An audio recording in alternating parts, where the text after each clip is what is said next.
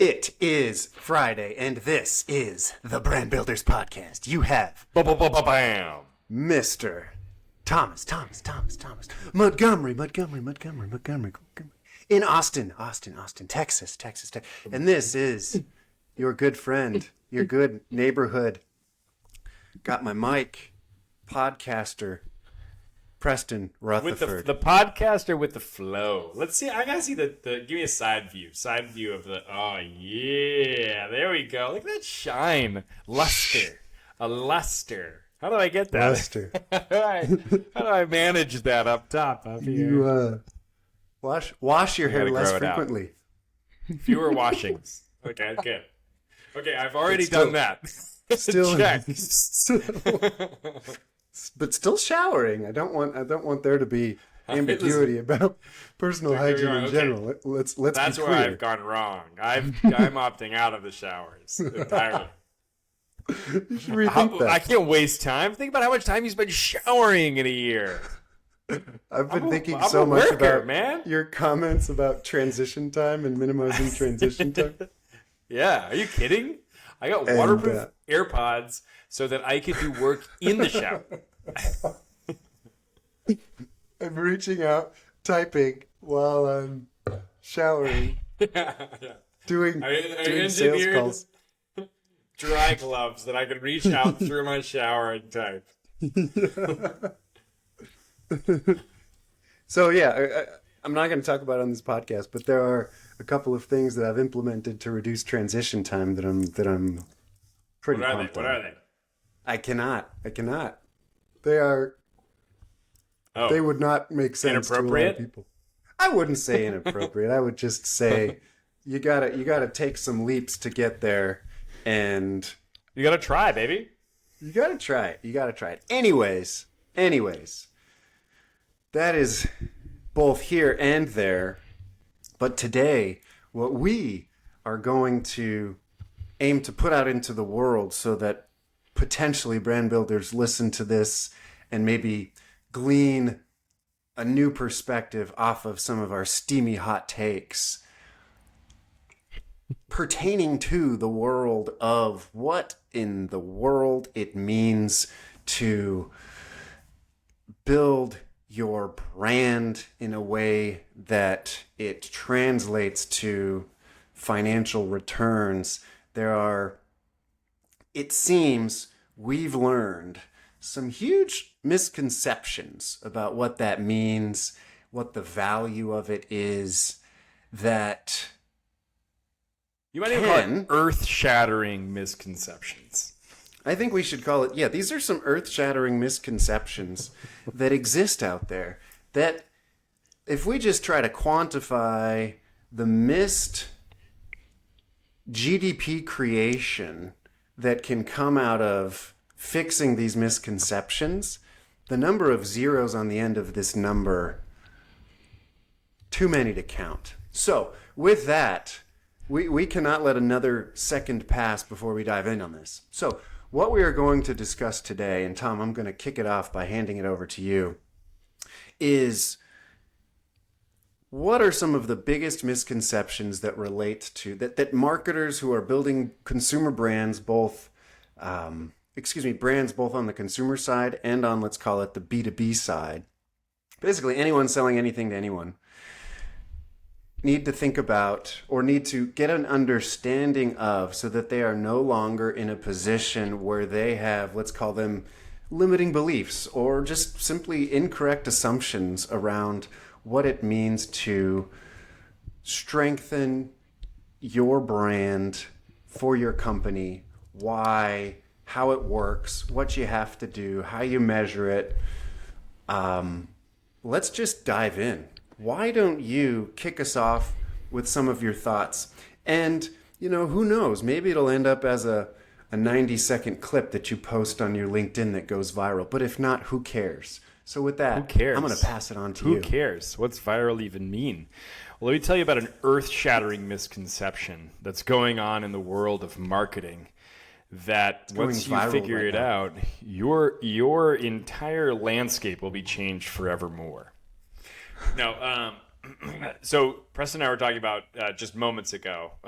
What should we talk about on this podcast? And one of the things that was popping up for us that was very salient for us, given a lot of conversations we've been having, is going deeper on the distinction between brand and then like brand marketing and how we try to affect brand, and like both how we should try to affect brand, but then also how we typically think about, and the mental traps we typically get into when we start to think about brand. And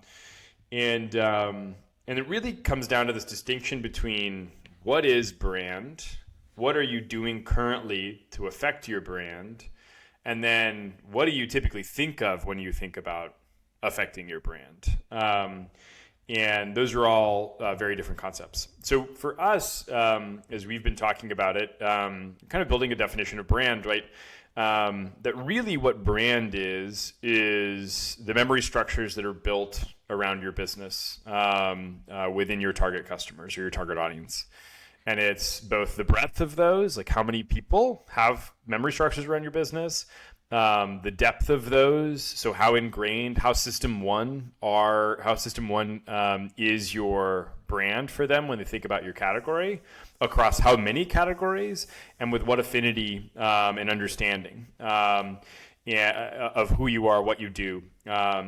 And so that's kind of the parameters we're putting around it, but it's all about kind of a mental affect, like a neurological structure of like literal neurons architected around a brand. Like there is a biological concept behind how people store memories, and that's what we mean when we say brand.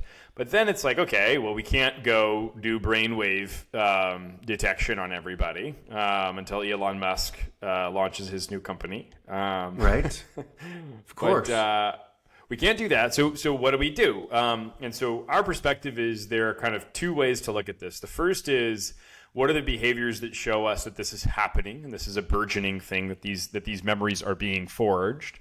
And then the second is, what's the business outcome of that?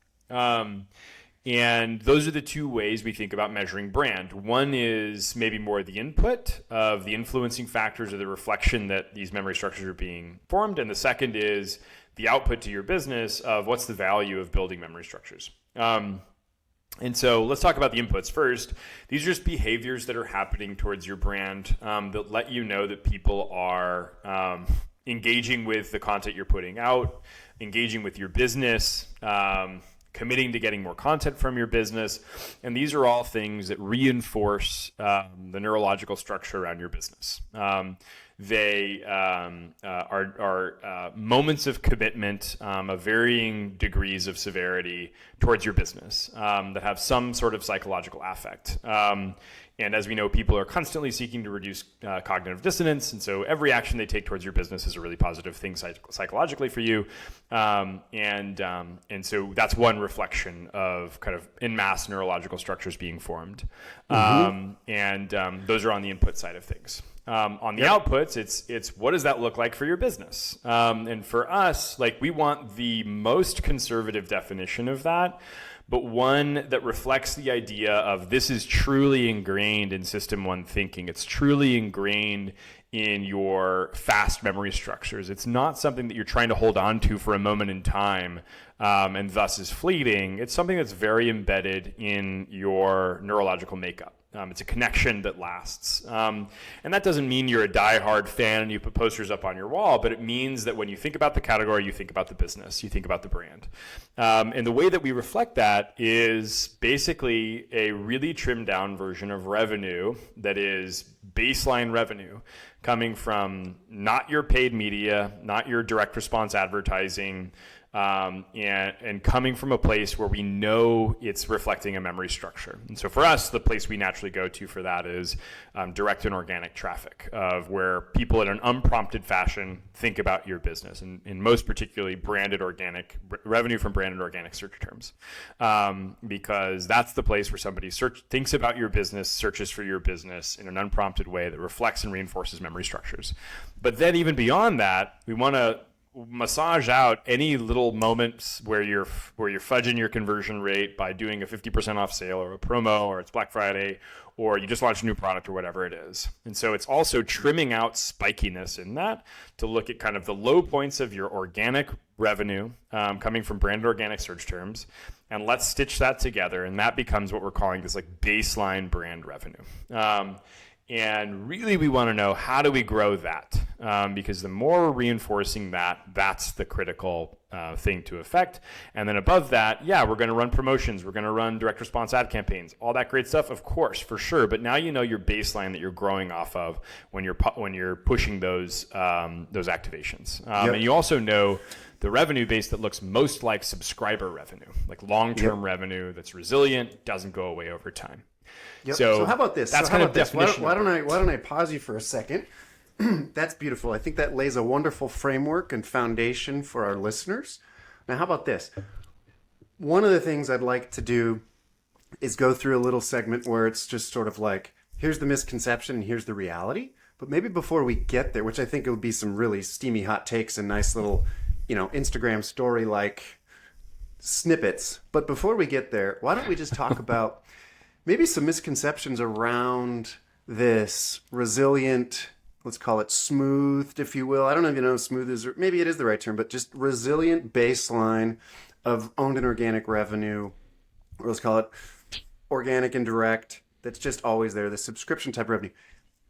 You talk about it so clearly, it's like, okay, obviously I want this in my business. I want more of it in my business. So not that I'm saying what you're saying isn't interesting and new, but when you say it the way you do, it just makes sense. So then my question to you is, why do you think, one, marketers, brand builders, people who are concerned with growing their business haven't been spending mental time, focus, getting into it, maybe giving it enough love, the love that it deserves? Why don't you think... Because I think part of the assumption potentially here is just that it's somewhat ignored and maybe just sort of thought about as that thing that's over there that maybe I can't affect. But maybe because it's very important, right? Maybe we talk a little bit more about like why it's essential, why it's so important, maybe from like a reduced variability perspective, maybe just how it de-risks your business, or maybe how it's like, the thing that compounds and takes much longer to decay. So maybe there's some points there, but then the other piece is like, so then why not? Why isn't it the one thing that everyone is thinking about, given how important and existential it is to the health of your business? So maybe opine on a couple of those things. Yeah, and I'd love to turn it over to you and hear your thoughts as well. My take as to what's the big miss here, like why have people not been focused on this, is because it's not easy. To figure out what's growing it. And, when you focus on today's revenue, you're saying, what can I do today to change revenue today? Or what can I do this week to change revenue this week? Or what can I do this month to change revenue this month? And that's inherently the variable stuff, right? It's inherently, if that's the way you're thinking about your business, you're thinking about pushing variable revenue. And so I can tell you those things. Run a sale. Do a promotion. Do a clever promotion. There's some promotions that have higher LTV. There's some promotions that have lower LTV. Run a really great product feature ad that you run on Facebook, bottom of funnel marketing, right? Like these are all things that report really, really, really, really, really well from a short-term revenue perspective. And yet we know that there's something, like intuitively marketers and brand owners know there's something missing from that. And so that's not all they do, right? Of course. But they're not then going back to say, here's the typical call and response. Run sale or run ad or launch product, momentary blip and momentary burst. Awesome. Yeah, we did it. Business falls back down. Ah, shit. Let's line up the next one. And that's right. The hamster wheel that we get into. And so then we say, okay, what's the alternative to this? The alternative is what we'll call quote unquote brand. It's top of funnel. And we say, well, the alternative to this rigmarole that we're in is that. And I know what that is. That's running $1 million national TV buy that I pay an agency lots of money to go build me creative for. And I'm going to try that in this market. And if it works for me, then brand works. If it doesn't work in driving 4-week, 8-week revenue, brand doesn't work. And it's a bunch of bullshit. And that's typically what we do. Then we run our test. We put a lot of money into it. We're a little uncomfortable. And so maybe what happens is we get close to the test and oh no, we're not hitting our numbers. We cut the budget in half. Or we keep it and we run it. And it's a crapshoot. Like some people will say, oh, best thing we ever did. Some people will say, dumbest thing ever. Brand doesn't work. And ignoring the idea of it matters what creative, it matters what test you ran, it matters what channel you used. But at the end of the day, those are kind of the two extremes we live in because those are the easiest to understand right now given our reporting paradigm. But all of it's rooted in short-term revenue optimization, even if you're doing a holdout test. And I frankly don't know why the concept of baseline revenue has not been popularized enough. But like we weren't like until maybe later in the business, we weren't operating off of a notion of baseline revenue. It's just so easy to be operating off of just actual total revenue. Right. And even just actual total contribution dollars. Those are easy to run off of. It's hard to model what your baseline revenue is. It's hard to understand what you're doing to affect that. And so I think that's probably the tough piece. It's hard to run the test. What's your take? It's hard to run the test to the one thing I was going to add on what you were saying. Yeah, it's hard to wait for the test. It's hard to run the test because one of the tests you can run is just turn off all discounts and all ads for 2 months and just see what happens. And you might know what happens day 2, and you're like, I don't like that. I don't like seeing that. I don't like confronting the truth of my business. So many of the folks we talk to know that if that happens, if they turn off promos, offers, discounts, DR, heavy DR with the intention to drive short-term only, they really don't have that good of a business. They don't really have that much revenue. And it's a painful thing to acknowledge. And it is something where maybe we start to rely on, what is the term, like hopium as our way out, right? Or, kicking the can down the road. Maybe the next product launch will be that thing that really gets us going, or maybe just the tide will turn over time. So that was maybe just one of the things that I wanted to add on to that. The other is this notion, to your point, just underscoring what you said, which is just like, there is this idea, let's call it in entrepreneurship or just in work in general, where you're just like, let me focus on the things I can control. However, the downside of that idea is a incorrect understanding of what we can and cannot control. So I mean, if I put myself back in the period of time that you were talking about, where it really wasn't something that we focused on for a long time, I think about what my assumptions were on the topic, and part of my assumption was, it's not something I can control. Honestly, I don't know what comprises it. I don't know the levers to pull to change it. And the other piece, so there's the notion of control. I think the other piece is potentially not shiny object, but just the degree to which on a relative basis, I felt I could control this other thing, the short-term revenue piece, right? Just that feeling of control, almost like God mode in being an expert. Being an expert, yes, and just tweaking, like the video game of it all, and just the feedback loop. It very much more than a feedback loop. I think the correct term would potentially be just like a pretty strong like the business dopamine loop is sort of like what it is, or what it was, or I guess what it continues to be.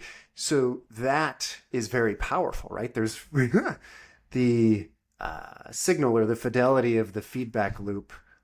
Traditionally, you could say, of driving that resilient baseline of owned and organic has been super weak or super light. And just from like a human perspective, because you don't get that, stimulus and response, it just becomes a relatively less interesting way to spend your time. But I think part of that's one of the big misconceptions that exists out there. And to a certain extent, that's like right? Like, if you're doing something and there's literally no response, it's wrong, right? Like, let's say I spent $1 million, there's literally no response. It's wrong. But a lot of times you're saying, no, there's a response, but shit, I just can't track it, right? Like, the response isn't revenue. If the response is building memory structures, well, then how do I track that? And how long do I wait for that to turn into revenue? And those are, I think, some of the interesting ideas that, like, we feel and resonate with. So here's an interesting call and response. I'm a marketer. You've told me this. Okay, great. Hey, but listen to me. How about this? How about this, wise one? You tell me I got to do all this cool brand stuff. I got to build my baseline revenue. Okay, great. Let's say I've defined it. Now, you're telling me I've got to go do this brand new thing. I've got to pay some creative agency to build me brand creative, to go do a TV buy. Got to do it in some geo holdout that I got to set up. Now you're telling me I can't even measure results for a few months later. Sorry, that doesn't fit into my operating paradigm. So I'm just going to keep doing Facebook and Google, and at least I have some data there. We're on a profit mission, man. I can't do it. What do you say? What do I do? Well, two roads diverged. Whatever the saying is. In a wood. And I chose two marketers diverged in on the internet, and I chose the one that no one has gone down. The listener knows what I'm getting at. So I'd like to talk about these two roads. Road number one. Specific example from a brand spoke to recently. They are killing it. They're totally killing it. And I don't think that's even that relevant. The story, though, is that they recently hired a head of brand. You know, I think once you start getting a little bit of money in the bank, you start growing, you start, brand, important, hire someone that does this stuff. Option one is they maybe come from a more, let's call it, traditional company background where, you know, maybe they've used things like aided and unaided via survey results, right? Maybe they had huge survey budgets to run these quarterly survey programs, spending millions of bucks 4 times a year. And then they'll see, like, what was my change in brand awareness broadly, and then maybe a couple of subpoints.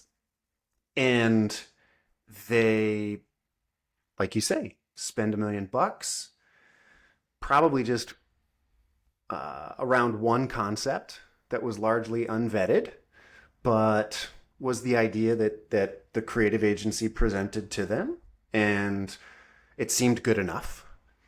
And then they spent a ton of money producing, developing, editing, and maybe coming up with sub-concepts, right? They'll like, I'll give you 15 variants, whatever, one overall concept. That brand person, they're going to say, hey, here's how I'm going to measure it. And now that they're running the campaign, they've invested all this money. In order to be able to do that in the first place, my point is, this is a situation where they're just like, they're shooting their shot. Like they have so many opportunities to just like kind of like put themselves out there and say, go with me on this, trust me on this. Like we got to do this sort of thing. And in an organization, you have so many of those, let's call it bullets or whatever, that you can use. And as the brand person, cannonballs, right. They go straight to cannonballs, and to use the parlance of Mr. Jim Collins, no calibration, right? And so they go directly for this massive launch. And I think there's a level of hope, right? Where Like, oh, okay, this has got to drive something. This has got to drive some sales that I don't know, but it's going to drive something that'll appease everyone in the organization. And this brand that I'm referring to, they ran it. They spent, I think, upwards of $1 million. I asked them, like, how many concepts did you run it? Did you test the concepts ahead of time? And they're like, no, we were really short on time. and I'm like, oh gosh, okay, that's a real constraint, sure, but the amount of dollars you just put behind this, seriously? And then I asked how to go, and they said, well, we really don't know what happened. And I think you've heard countless stories like that before. Of where it's not really it killed it, and it's also not really like it was the best thing in the world. It was just sort of like, I don't know, what did we get? Maybe we got some increase in brand awareness, but did you see it? I did not see it. They just do individual surveys. Yeah, we did that same thing. We did that same thing for sure. Right. We were like, oh, we don't know. Right. Yeah. The other option, and then maybe this is more the hot take, this is more of the story that we're trying to tell and get out there, is the idea that there are immediate responses. There is this tight feedback loop in this world of driving behaviors. You do a thing, you drive a behavior. That is universally applicable across every marketing activity. The name of brand or DR, those are largely part of the problem. And more than anything, I think what we're trying to talk about is this idea that, in response to the prompt that you gave, it's the same fundamental premise exists across the board, and it's about these behaviors. Some of the behaviors manifest in revenue today. Some of these behaviors manifest in revenue over time, but they're all behaviors that happen immediately. And that are happening. And that are happening. And that are currently happening. And they don't, to your point, and just to be very blunt and explicit, they do not require a Super Bowl ad. They do not require you to change what you do. You just look at what you're already doing through a slightly broader lens, let's call it, where you're getting more of an understanding of these behaviors that are already happening. And those behaviors translate to manifest in the building of this resilient base of owned and organic revenue. And so that seemingly has been one of the biggest missing pieces here, is this understanding that, number one, that brand building requires brand marketing. Bullshit. Number two, that you have to wait 90 days to see, or longer, to see the impact of my brand building. Bullshit. That it may or may not translate to tangible business results, may or may not translate to increased profits, may or may not apply to me as a modern digitally native brand. It only applies to omni-channel brands, which was mentioned by one of the people who you just did a lunch and learn with. Bullshit. So there are all these things that are just not true. Variety of others. But with that, and with my controversial use of profanity here on this family podcast, I will hand it off to you to see if you have any reactions. I of course, react positively. Here's one of the things that I was thinking while you were going through that was this funny trend I think we get into where, like, when we started our business, and maybe this is just us, but when we started our business at Chubby's, we had no alternative but to try and build brand. That was it. Mm-hmm. That was all we could do because we had no money. Mm-hmm. So you're doing all this stuff. We've never made content before. I never even got a good grade in a writing class, really, or an English class, or anything that would have told me that, like, yeah, we should be. Your path is to go make a bunch of content and do photography and start recording a bunch of videos, and that's gonna kick ass. Like, that's the career. But we started to do it. It was bad, and then it got better and better and better. But we started to see our customers come back to us. We started to see organic business. Awesome. Sweet. That got us to a certain size. And then we said, all right, it's time to put fuel on the fire. Let's get some paid media going. And then took a, whatever, like 6-year romp or 5-year romp in a completely different direction. And got convinced of this being the way to run things. Got convinced of, it's all about short term. Like if you don't see if you don't see a result from what you're doing, you shouldn't be doing it. And a lot of that's right. But then we realize as we get bigger, wait a minute, we kind of had a lot right when we were younger. Like it's like the business version of child mind. Where think about if you didn't have any money, what would you be doing? Like, how would you win? The fact that you have money doesn't change the paradigm of how you win, because you can just pay to put, not very awesome content in front of people. That's not an option when you're small. And so you have to do something creative, and you have to do something that clicks and hits, and you have to keep doing it. And I think there's something interesting around like getting back to some of those fundamentals, because like the idea of baseline revenue is that's the only revenue you can grow when you're just starting. That's it. That's all you got. Right.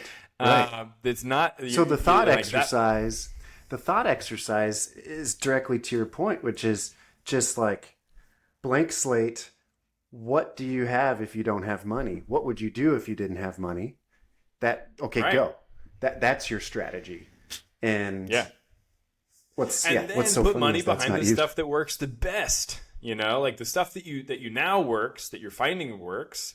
Okay, sweet. Put money behind that because you're validating it in a trial by fire sort of mechanism. But like, if you had no money, you wouldn't be paying a creative agency $1 million to go make creative. And by the way, that creative agency is taking a markup on the idea. They're then paying people who are taking a markup on the writing. They're paying people who are taking a markup on the photography. You're paying a DP. You're paying a couple of grips. You're paying like a producer. You're paying markup on everybody. And this also emphasizes, I think, a bit of my strong belief, which is like creative teams in-house, creative teams in-house, creative teams in-house. Creative costs so much money when you're trying to pay for many other people's incremental markups on other people's salaries. And so great, if you're managing a fleet of producers and you're just paying them directly, awesome. A fleet of grips, a fleet of DPs, a fleet of creative directors, cool. They don't have to be necessarily on staff, but they have to be employed directly by you as opposed to employed via a creative agency. And that's a little bit of a controversial take, but like I think it's so powerful. And then maybe what creative teams can do is help you think through ideas and work with those DPs and help you like deliver on some of those concepts. But paying for all of that and markups on all of that just gets so freaking expensive. Sure.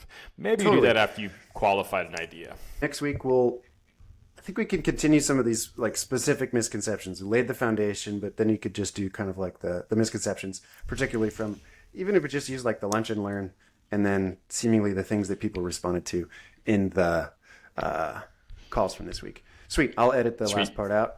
Thank you, everybody, for listening on this wonderful Friday. Hopefully this opened the mind a little bit, challenged some misconceptions around building your brand. You do not have to be a brand marketer to build your brand. We don't even have to use the term build your brand. We just mean in do fact, it's probably shit. Best right now if you aren't already a brand marketer to go build your freaking brand. You know what I'm saying? You don't want to have any baggage. We don't even need to. Maybe we don't even need to use the term. Maybe we don't even need to use the term brand. It's just here's how you build a more profitable business. You get more resilient, owned, and organic revenue. And maybe that's part of the thing. There's this built-in mental association with the word brand. Maybe that's our problem. Brand. Oh, hey, I know brand. Oh, hey, I know brand. You're talking about influencer, right? Are you talking about influencer? Yeah, Super Bowl. Tom Brady going to do an influencer spot at the Super Bowl for you. That's the problem. Oh, I got it. Hey, I can't afford that. I can't do brand. Oh, man. This isn't for me. Okay, talk to you later.